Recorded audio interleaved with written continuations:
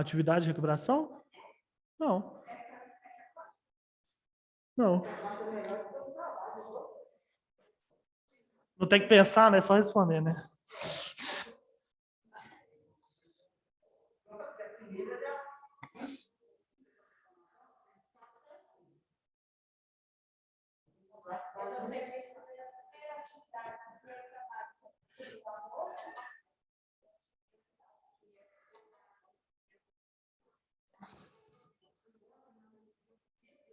Não fala o nome correto para eles, Lucas, porque eles não entendiam o nome correto. Sífilis é o nome científico. Eles só entendiam, eles chamavam a doença de sangue ruim, entendeu? É tipo você chegar na roça e falar assim, por exemplo, você está com uma larva migrans, senão a pessoa não vai entender. Ela vai entender se você falar se você falar que ela está com berne, que é o nome que eles dão lá. Entendeu? Aí a gente às vezes tem que traduzir o nome que eles usam. Igual hanseníase, às vezes a pessoa conhece como lepra. A gente evita dizer esse nome porque é muito feio, né? E tem uma certa preconceito por trás, a pessoa ser leprosa e tal. Toda uma origem, mas aí você acaba usando, mas antigamente a pessoa só conhecia como esse nome. Aí fazer o quê? Igual tísica também, que é tuberculose. Agora não, o pessoal já conhece mais como tuberculose, mas às vezes a pessoa conhecia como tísica, você falava assim, gente, a gente vai tratar tuberculose, ninguém vai entender nada. Na roça, por exemplo, a pessoa conhecia como tísica. Então tem muitas doenças que é assim, entendeu? Que você acaba não... a pessoa acaba não entendendo, aí você fala o nome que eles entendem da doença. Que ali eles não tinham instrução suficiente para poder ensinar a doença, né? Sangue ruim é bem pior que sífilis. Sangue ruim parece que é uma doença que vem da pessoa e não que ela pegou de algum lugar. Parece que está nela, é um nome pior, na verdade. Não é, se você for ver, não é amenizar. Parece que ela tem que ela que é ruim, e não a doença que ela pegou. Então, na verdade, eles não estavam amenizando. Não. Mas era a forma que eles entendiam, né, professor? É. E eles não tinham estudo direito, pelo que parece. Covid não tem cura, não. Covid não tem cura, não.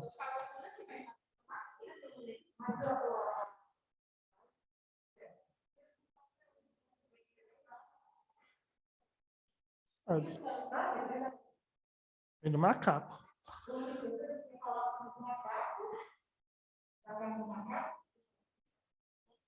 Mas aí comeu, passou por seres humanos.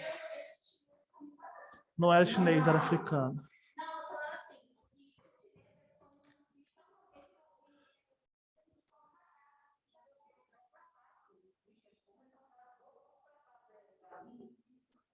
Os bichos de lá. Aquilo é outro lugar, ué.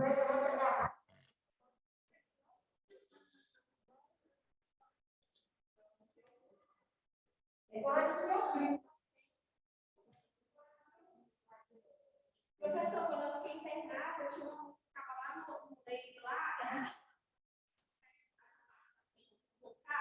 e ela fez uma cirurgia no estado de aplicar. Aí, antes dela aplicar a perna dela, deu uma feridinha. Eu certeza que começava a ferida dela e nada de se complicar.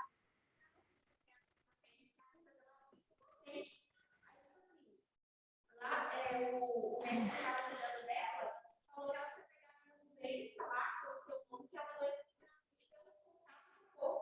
tem doença assim? Tem que mostrar que você já Tem, ué. Mas mesmo você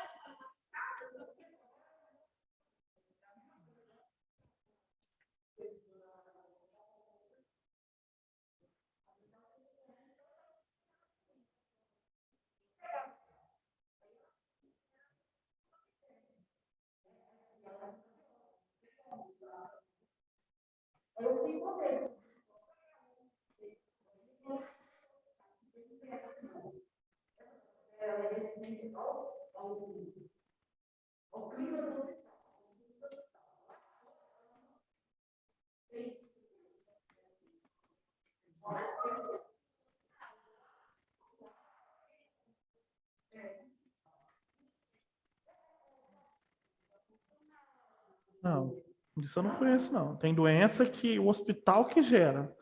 E as doenças bactério-resistentes, que a gente trata, ela fica resistente à bactéria, e aí a pessoa lá no hospital passa para outra pessoa, dentro do próprio hospital. É infecções relacionadas à assistência, que chama IRA.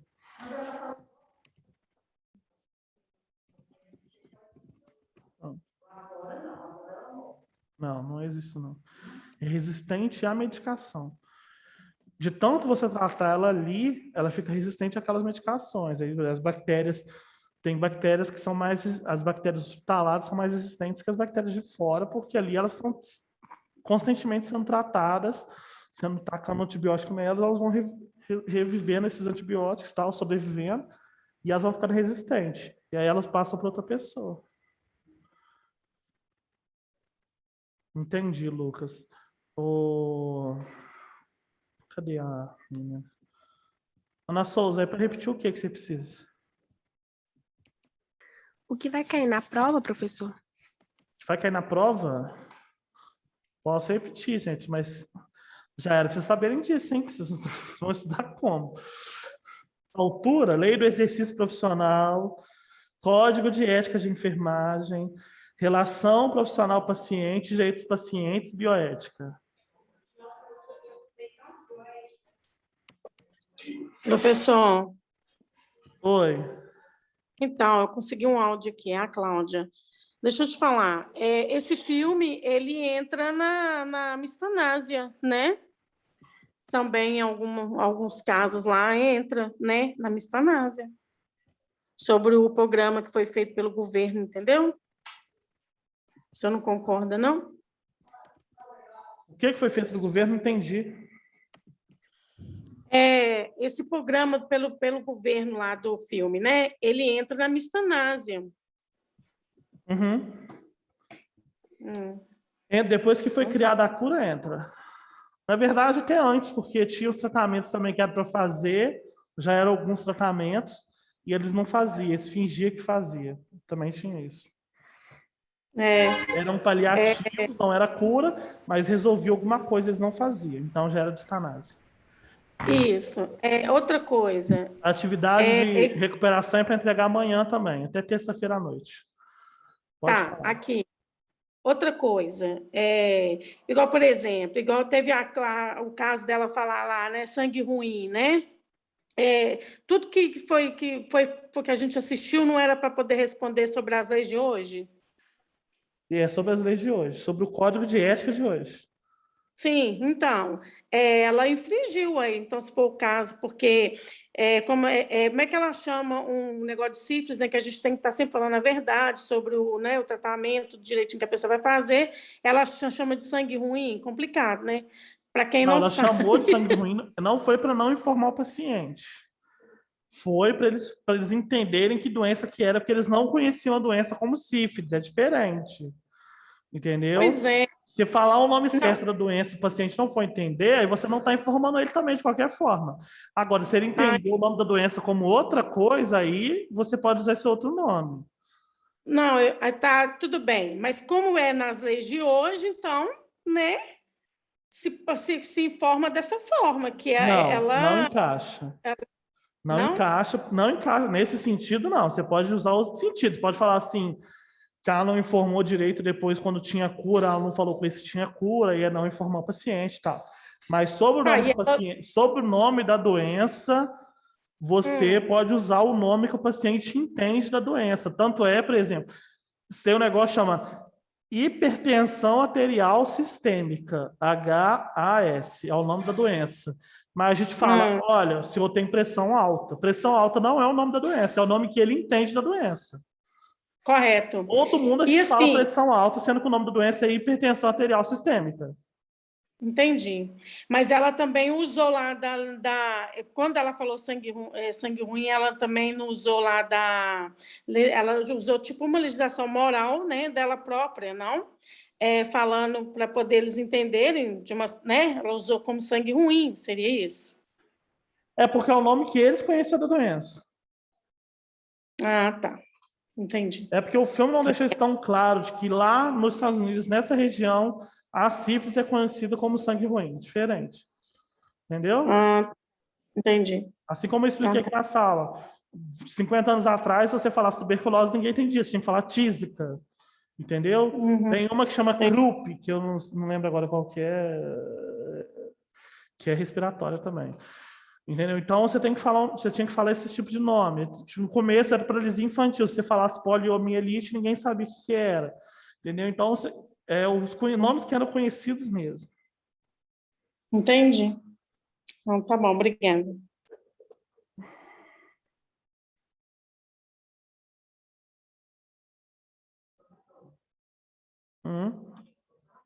Pode.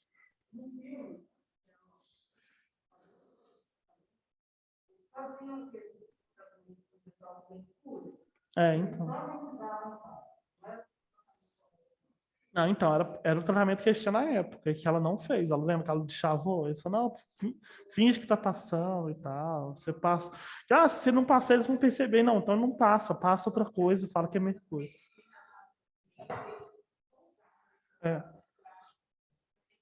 Porque era um tratamento assim, é ruim, era um tratamento. Não, hoje em dia não é um tratamento bom, que faz outros maus, mas já fazia alguma coisa, ajudava em alguma coisa, entendeu? E na época era o tratamento que tinha, e se não fazia, é a mistanase, entendeu? Mesmo que imagina que existe um tratamento que não serve para nada. Mas é o tratamento que todo mundo acha que funciona naquela época. Então, se você deixou de fazer por um outro propósito, você está deixando de tratar esse paciente. Mesmo que daqui a 50 anos a gente descubra que esse tratamento não funciona. Mas na época, todo mundo acreditava que funciona e você não usou para fazer uma pesquisa, por exemplo. Entendeu? Então, você está fazendo uma coisa errada. Porque naquele momento você achava, até ela achava que funcionava. Só que ela não usou assim mesmo. Então, gente, a Constituição Federal, ela é uma Constituição considerada uma Constituição considerada cidadã, se preocupa muito com a justiça social, pelo menos na lei, né?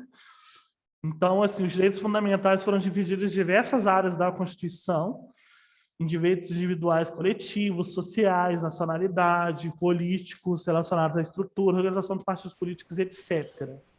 Tá? Não vou falar muito disso, não, que isso aqui é meio...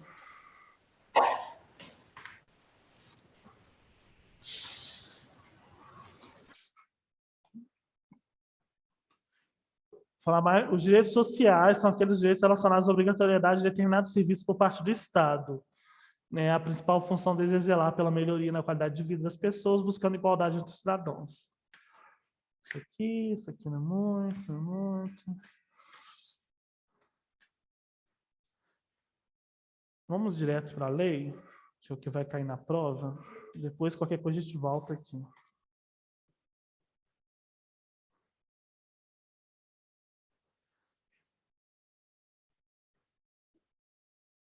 Se der tempo.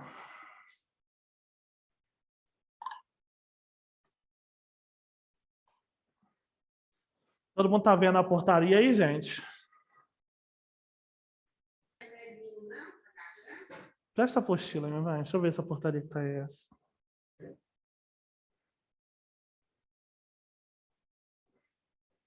Nossa, saiu e fechou. Não vai, né?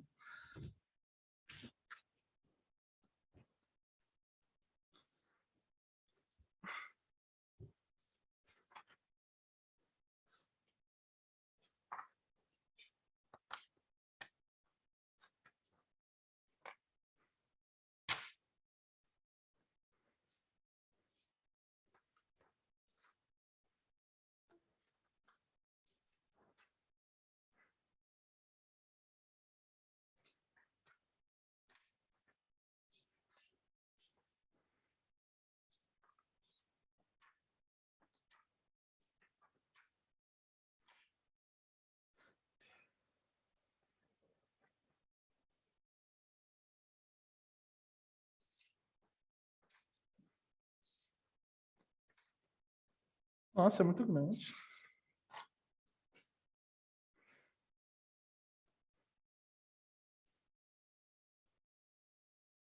Qual página?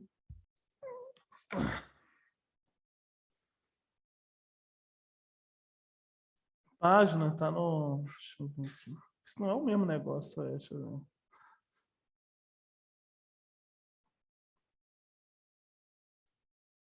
Isso aqui é outra coisa já. Esse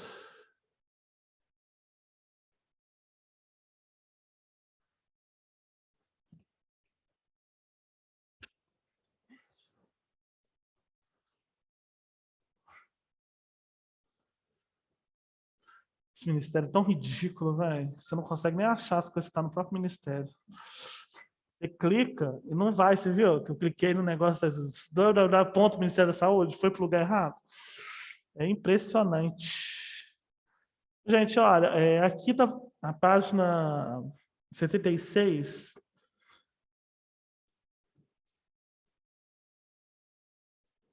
está falando bem a Carta dos Direitos à Saúde. Eu acho melhor vocês estudarem a portaria que institui a Carta dos Direitos. Até porque ela é bem menor. E eu prefiro cobrar nela, que é mais fácil. Tá? Então, assim, eu vou passar o número para vocês estudam nesse número, tá? A portaria... O que vocês preferem? Menor ou maior? Pode ser, professor, o mais fácil, esse daí. Porque a carta tem 3 páginas. E a apostila está muito confusa. A coisa da apostila tem 8, tem 10 páginas. É bem maior. Eu achei muita coisinha. Na faculdade ia ter que ser as 2, meu bem. Só passa o site para a gente, que a gente pesquisa. Portaria 1820. Vou colocar aqui escrever aqui. Portaria 1820 de 2009. Do Ministério da Saúde.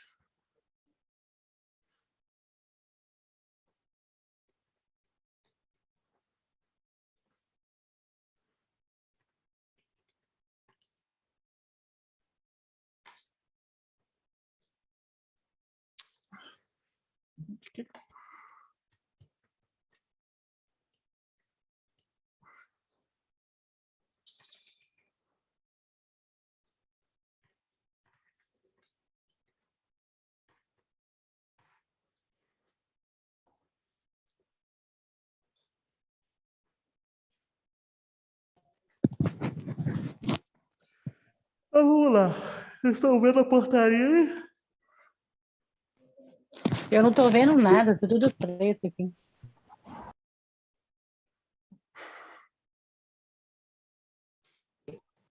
Aí, Pronto.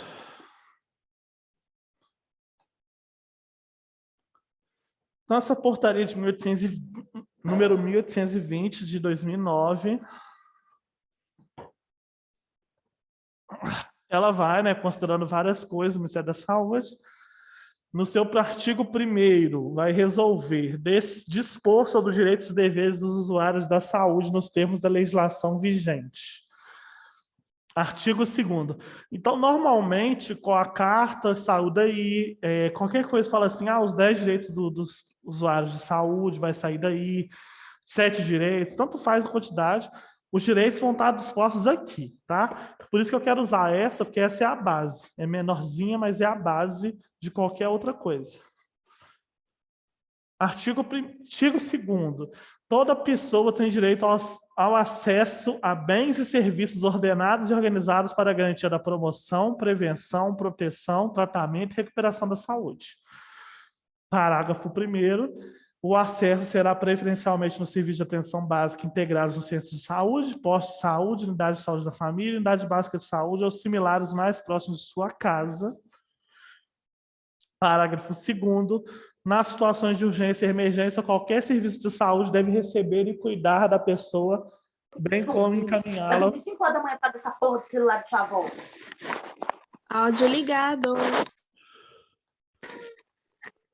Nas situações de urgência e emergência, qualquer serviço de saúde deve receber e cuidar da pessoa, bem como encaminhá-la para outro serviço no caso de necessidade. Parágrafo 3º. Em caso de risco de vida ou lesão grave, deverá ser assegurada a remoção do usuário em tempo hábil e em condições seguras para um serviço de saúde com capacidade para resolver o seu tipo de problema. Parágrafo 4º. O encaminhamento às especialidades, aos hospitais, pela atenção básica será estabelecida em função da necessidade de saúde e indicação clínica, levando-se em conta a gravidade do problema a ser analisado pelas centrais de regulação. Parágrafo 5º. Quando houver alguma dificuldade temporária para atender as pessoas, é da responsabilidade da direção e da equipe de serviço acolher, dar informações claras e encaminhá-las sem discriminação e privilégios. Alguma dúvida nesses 2 primeiros parágrafos, nesses 5 incisos? Artigo 5º. Quando houver alguma dificuldade temporária para atender as pessoas, é de responsabilidade da direção e da equipe de serviço acolher, dar informações claras e encaminhá-las sem discriminação e privilégios. Acabei de falar isso, né? Eu de falar. Artigo 3º. Toda pessoa tem direito ao tratamento adequado e no tempo certo para resolver o seu problema de saúde. Parágrafo único. É direito da pessoa ter atendimento adequado, com qualidade, no tempo certo e com garantia de continuidade do tratamento. Para isso, deve ser assegurado: inciso 1º, atendimento ágil, com tecnologia apropriada, por equipe multiprofissional capacitada e com condições adequadas de atendimento. Inciso 2º, informações sobre o seu estado de saúde de maneira clara, objetiva, respeitosa, compreensível quanto a: item A, possíveis diagnósticos; B, diagnósticos confirmados; C, tipos, justificativas e riscos dos exames solicitados; D, resultados dos exames realizados; E, objetivos, riscos e benefícios dos procedimentos diagnósticos cirúrgicos preventivos ou de tratamento; F, duração prevista do tratamento proposto; procedimentos diagnósticos e tratamentos invasivos ou cirúrgicos; necessidade ou não de anestesia e seu tipo e duração; partes do corpo afetadas pelos procedimentos; instrumental a ser utilizado; efeitos colaterais; riscos e consequências desejadas. Está vendo? Isso tudo vocês têm que falar com o paciente, né, gente? Isso é de direito dele saber. Duração prevista dos procedimentos, tempo de recuperação, evolução provável do problema de saúde, informações sobre o custo das intervenções das quais a pessoa se beneficiou. Outras informações que forem necessárias. Inciso 3º, toda pessoa tem direito de decidir se seus familiares e acompanhantes deverão ser informados sobre seu estado de saúde. Ela tem direito de negar ou permitir que seus acompanhantes familiares saibam ou não do problema dela, gente. Só para lembrar disso. De novo essas mosquinhas? Não é possível. 4º, registro atualizado e legível no prontuário das seguintes informações. A, motivo do atendimento e internação, dados de observação e de evolução clínica, prescrição terapêutica, avaliações dos profissionais da equipe, procedimentos e cuidados de enfermagem, quando for o caso, procedimentos cirúrgicos e anestésicos, odontológicos, resultados dos exames complementares, laboratoriais, radiológicos, quantidade de sangue recebido e os dados que garantam a qualidade do sangue, como origem, sorologias efetuadas para a validade, identificação do responsável pelas anotações, outras informações que se fizerem necessárias. Inciso 5º, o acesso à anestesia em todas as situações em que for indicada, bem como as medicações e procedimentos que possam aliviar a dor e o sofrimento. 6º,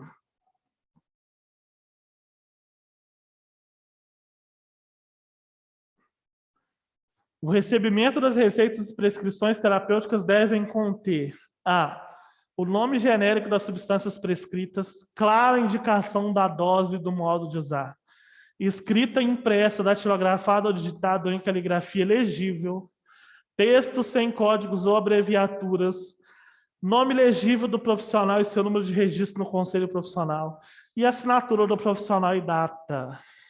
Inciso 7º, recebimento, quando prescritos, dos medicamentos que compõem a farmácia básica, no caso de necessidade de medicamentos de alto custo, deve ser garantido conforme acesso em protocolos e normas do Ministério da Saúde. Inciso 8º, acesso à continuidade da atenção no domicílio, quando pertinente, com estímulo e orientação ao autocuidado, que fortaleça sua autonomia e garantia de acompanhamento em qualquer serviço que for necessário. Alguma dúvida até aqui, gente?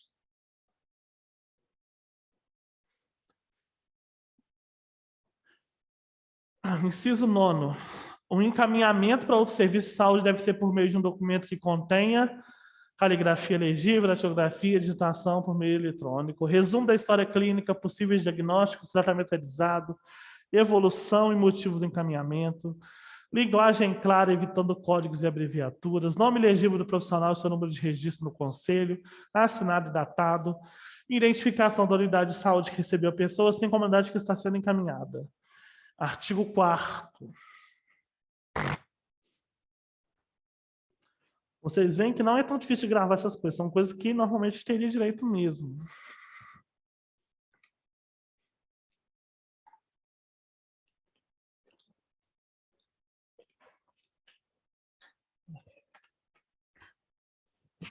Toda pessoa tem direito ao atendimento humanizado e acolhedor, realizado por profissionais qualificados em ambiente limpo, confortável e acessível a todos. Parágrafo único. É direito da pessoa nas redes de serviço de saúde ter atendimento humanizado, acolhedor, livre de qualquer discriminação, restrição, negação em virtude de idade, raça, cor, etnia, religião, orientação sexual, identidade de gênero, condições econômicas e sociais, estado de saúde, anomalia, patologia ou deficiência, garantindo-lhe 2 pontos. Inciso 1º. Identificação pelo nome e sobrenome civil, devendo existir em todo documento do usuário e usuária um campo para registrar o nome social independente do registro civil, sendo assegurado o uso de nome de preferência, não podendo ser identificado por número, nome ou código da doença ou outras formas desrespeitosas ou preconceituosas. Inciso 2º, a identificação dos profissionais por crachás visíveis, legíveis e ou por outras formas de identificação de fácil percepção. E 3º, nas consultas dos procedimentos diagnósticos, preventivos, cirúrgicos, terapêuticos e internações, é o seguinte. Item A, integridade física, privacidade e conforto, individualidade, seus valores éticos, culturais e religiosos. Olha, tá chegando aí, hein? Confidencialidade de toda e qualquer informação pessoal, segurança do procedimento, bem-estar psíquico e emocional, atendimento agendado do serviço de saúde, preferencialmente com hora marcada, direito acompanhante, pessoa de sua livre escolha nas consultas e exames, direito acompanhante no caso de internação, nos casos previstos em leis, assim como naqueles em que a autonomia da pessoa estiver comprometida.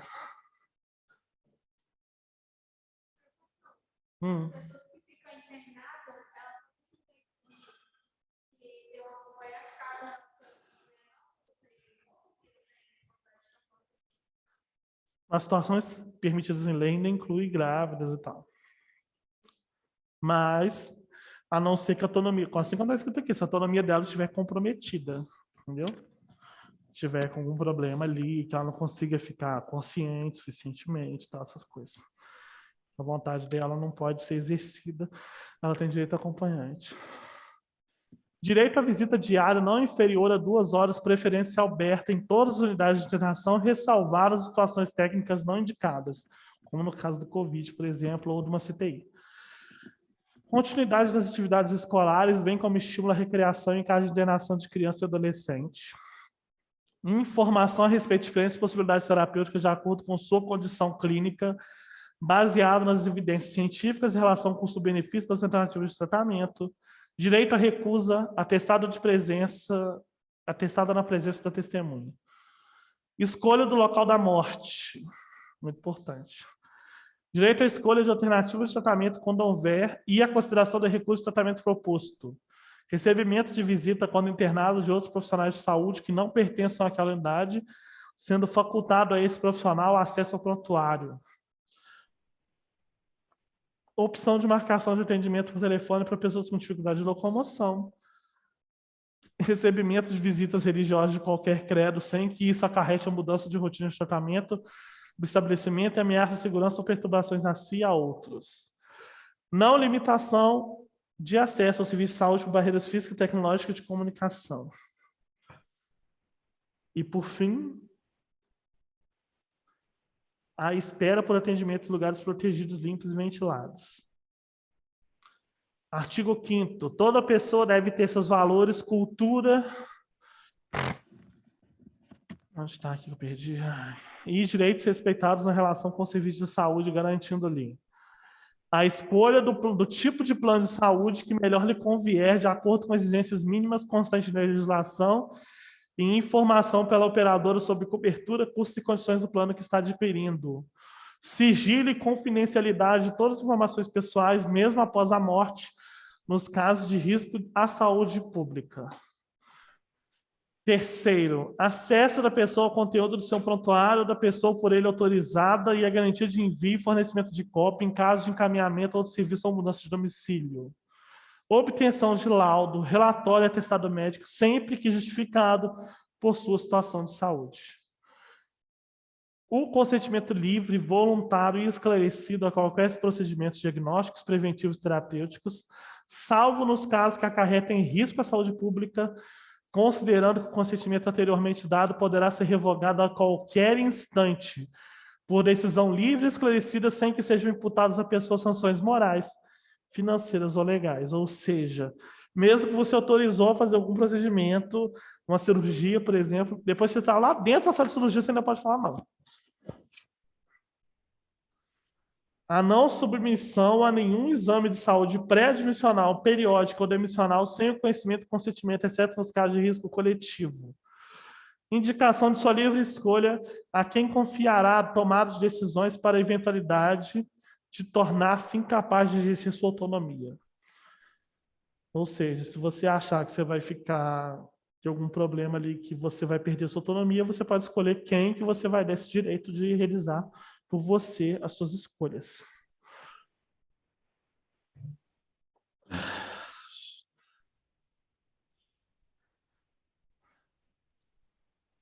Onde que eu estava? Consentimento, nossa missão, indicação. Recebimento ou a recusa à assistência religiosa, psicológica ou social. Liberdade, em qualquer fase do tratamento, de procurar segunda opinião ou parecer de outro profissional ou serviço sobre o seu estado de saúde, sobre os procedimentos recomendados. A não participação em pesquisa que envolva ou não tratamento experimental sem que tenha garantias claras de sua liberdade de escolha e, no caso de recusa em participar ou continuar na pesquisa, não poderá sofrer constrangimentos, punições e sanções pelo serviço de saúde, sendo necessário para isso, inciso A.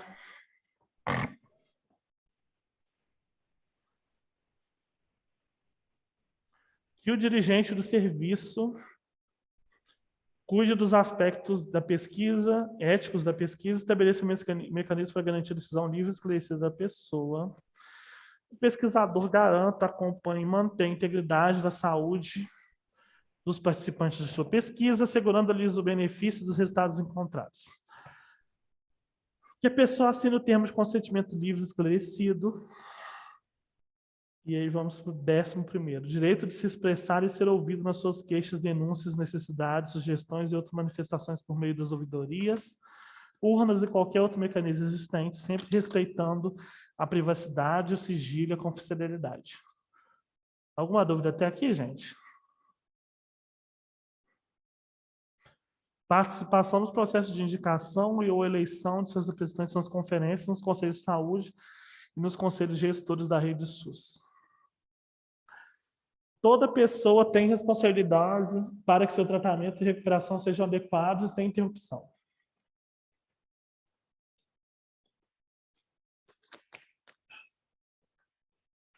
Parágrafo único. Para que seja cumprido o caput desse artigo, as pessoas deverão. Você vê que esse aqui é um dever, né? A pessoa tem responsabilidade para o tratamento e recuperação dela também. Tá? Então, para isso, ela também tem que prestar informações apropriadas dos atendimentos, consultas e internações, sobre queixas, enfermidades, hospitalizações anteriores, história de saúde de medicamentos, drogas, reações alérgicas, demais informações sobre o seu estado de saúde. Aqui está o caso que a gente sempre fala da alergia. Se ela não falou da alergia dela, mesmo quando a gente perguntou, ela falou que não tem, ela mentiu, ela está descumprindo um dever dela, que é cuidar da própria saúde também. Tá? Expressar-se, compreendeu, as informações e orientações recebidas e, caso tenha ainda dúvidas, solicitar esclarecimentos sobre elas. Seguir o plano de tratamento proposto pelo profissional ou pela equipe de saúde responsável pelo seu cuidado, que deve ser compreendido e aceito pela pessoa que também é responsável pelo tratamento.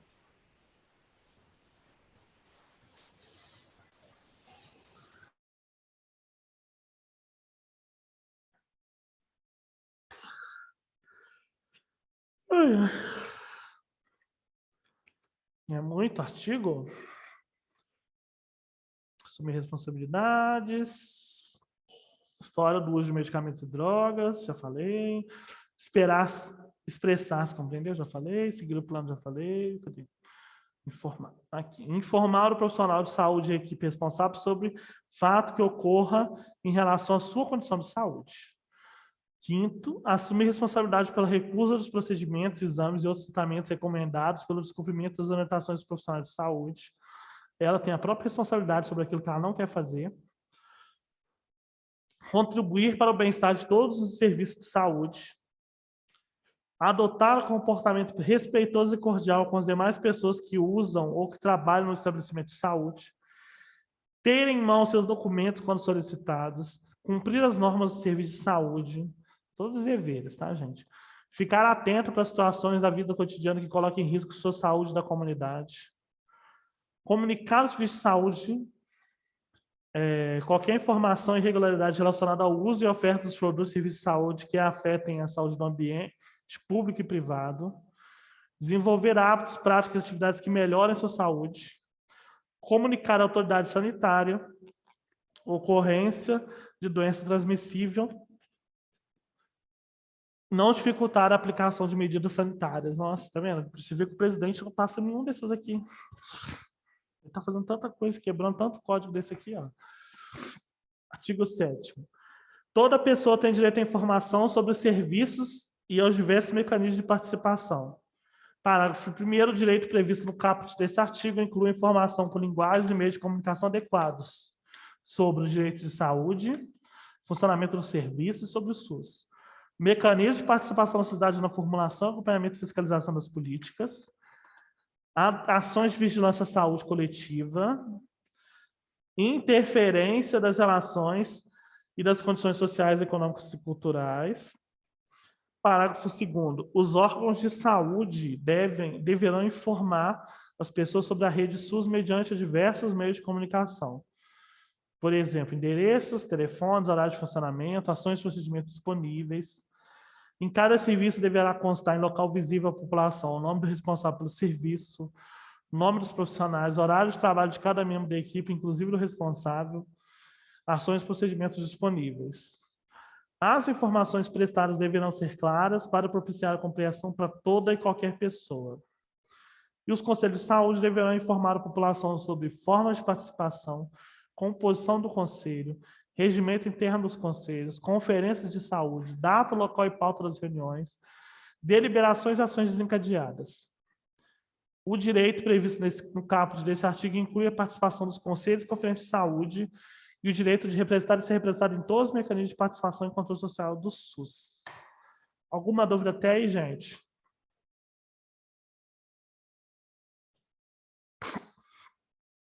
Artigo 8º. Toda pessoa tem direito a participar dos conselhos de conferência de saúde e exigir que os gestores cumpram os princípios anteriores. Parágrafo único. Os gestores do SUS das 3 esferas de governo, para a observância desses princípios, comprometem-se a... Isso aqui já é os direitos, os deveres dos gestores do SUS. Promover o respeito e o cumprimento dos direitos e deveres com a adoção das medidas progressivas para sua efetivação. Adotar providências necessárias para subsidiar a divulgação dessa portaria. Incentivar e implementar a forma de participação dos trabalhadores e usuários. Promover atualizações necessárias nos regimentos e estatutos. Adotar estratégias para o cumprimento efetivo da legislação e da normatização do Sistema Único de Saúde. Promover melhorias contínuas na rede SUS, inclusive no cartão SUS e no prontuário eletrônico. Otimizar o financiamento. Qualificar o atendimento ao serviço de saúde. Melhorar as condições de trabalho, reduzir filas, ampliar e facilitar o acesso a diferentes serviços de saúde. Artigo 9º. Os direitos e deveres